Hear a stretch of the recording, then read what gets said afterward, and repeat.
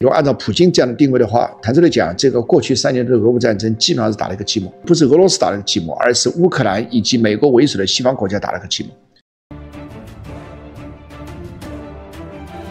亲爱的各位大家好，欢迎各位收看今天2025年5月16号星期五在秋华播出的《专业评剧视频》。昨天5月15号星期四本来原定是俄乌两国代表团在伊斯坦布尔见面的，但是由于普京没有出席，所以呢，这个在现场乱作一团。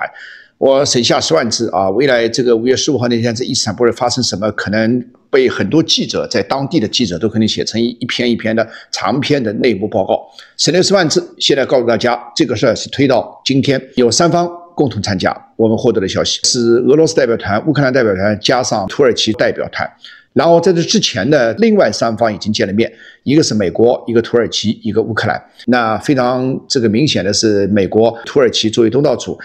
这要和乌克兰代表团来磋商如何跟俄罗斯进行磋商、进行会谈。我此时录制节目的时候，北京时间今天下午的4点15分，俄乌土耳其3国的正式会谈即将开始。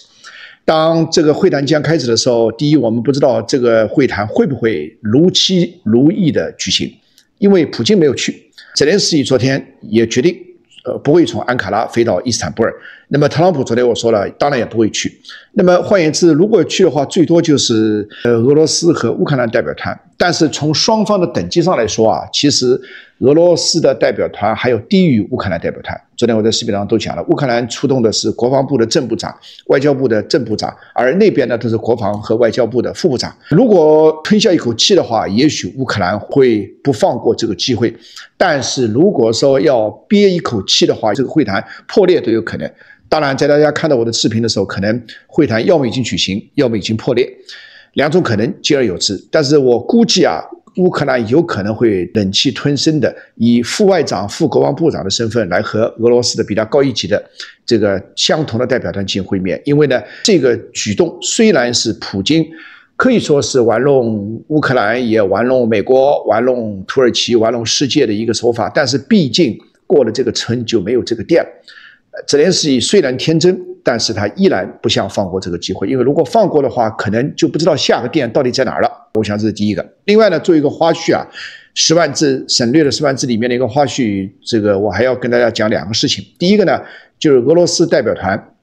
昨天是15号才抵达伊斯坦布尔，本来说是14号抵达的嘛，结果到15号才抵达。然后为首的是梅利斯基，现在俄罗斯总统的外交顾问，以前的俄罗斯的文化部长，在抵达伊斯坦布尔之后呢，召开了一个记者会回答了记者的问题。但事先呢，他发布了一个声明，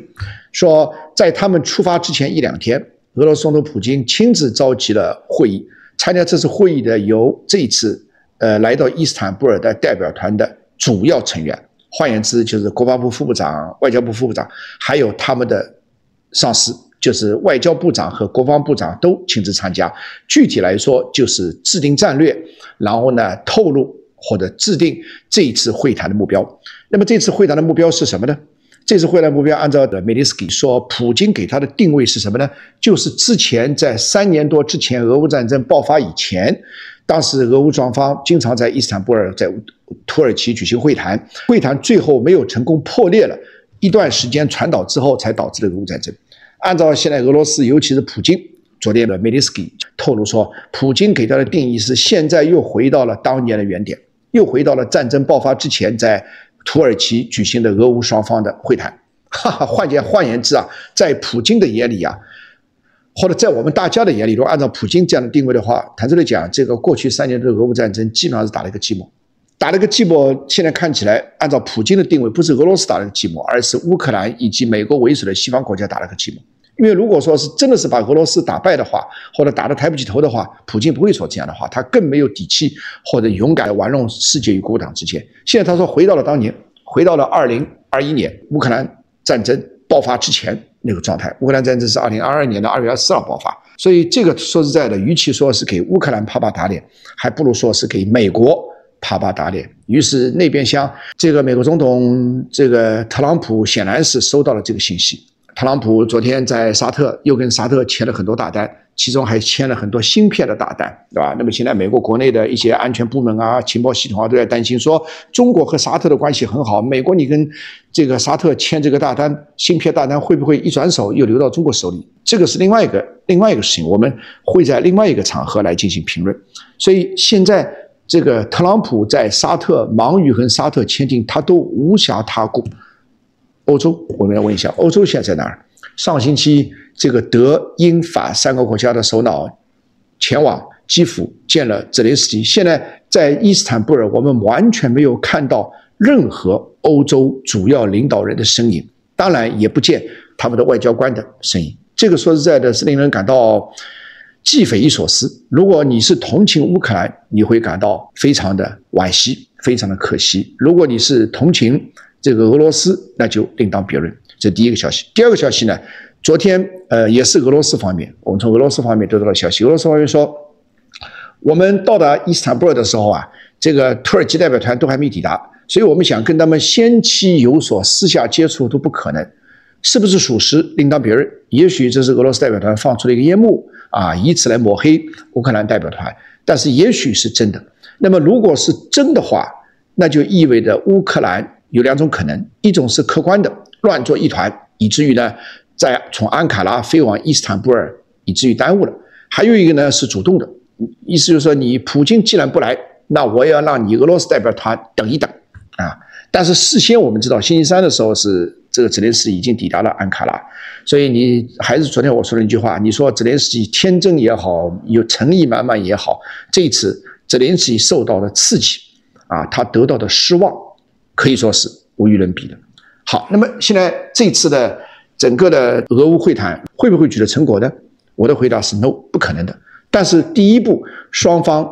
中级官员接触总比不接触要好。所以从这一点上来说，泽连斯基坦率地讲，确实是天真过度了。怎么可能第一次啊，普京让你去，特朗普劝说你去，你还就真的去？这第一个啊。第二个呢，这次充其量只是双方的一个互相收集信息，双方的这个无论是国防部还是外交部的正部长或者副部长都不可能当场拍板，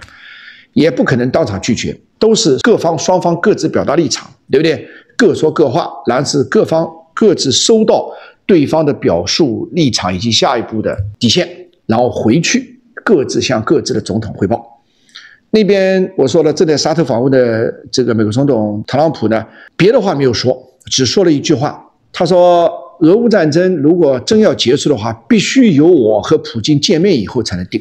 这个话说起来是大话，但其实内情确实是如此啊！如果没有美国的干预，普京和特朗普不见面的话，恐怕是不可能的。现在很多朋友，我最近跟企业家啦，还有很多卖黄金的朋友啊等等啊，大家很多人都在问什么时候结束。我现在可以明确的告诉大家，至少一段时间之内不会结束，恐怕这个事儿还得要拖一段时间。但是开始接触了，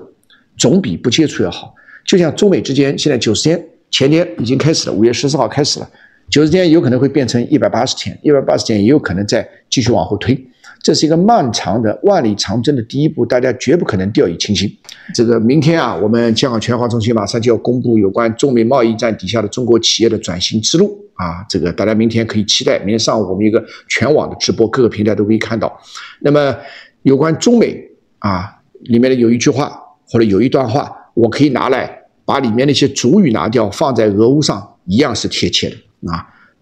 我们在报告的结语当中有这么一段话啊。说这个中美贸易博弈只是中美长期战略博弈的一个分支，对其长期性、艰难性和复杂性，企业必须做好充分准备。尤其是两国在科技领域从尖端技术到一般技术的脱钩，在经贸领域从敏感物资到一般贸易的脱钩，在人员交流领域从涉密领域人员到普通工作的脱钩，既是大势所趋，也将时好时坏。所有的这些都将在未来的岁月里十分困扰中国企业。刚才我说把主语拿掉，一样适用于俄乌双方的这一次的战略博弈啊。所以大家要做的就2件事，一个是随时关注我们这个视频啊，另外一个呢，明天早上这个大家可以在各个平台啊观看，就从10点钟9点40分开始可以观看我们的从来自深圳前海的一个思想论坛的现场直播。明天我们香港全广中心下载公布的中美贸易战之下的中国企业转型之路呢，分对90天和180天中美贸易谈判的几种可能性的解析和潜在，以及哪一种可能性最大。同时呢，对双方底线以及可能妥协、可能达成协议的领域里的前瞻和分析。我们也会提出中国企业转型的3大抓手，同时也会对中国企业在中美贸易战之下这个转型提出一些一般性的通用性的建议，但是同时后面还有很多精准的建议。精准建议部分，我们分对美出口企业和非对美出口企业，里面又分制造业、服务业和科技业。同时呢，还对跨境电商和一般的服务业对美服务业和非对美服务业和同时还有内需产业做了一条一条非常精准的分析，朋友们都可以关注中美和俄乌可能是最近我们绕不过的2个环，大家随时关注。好，非常感谢各位的关注，明天同时间我们再见，谢谢大家。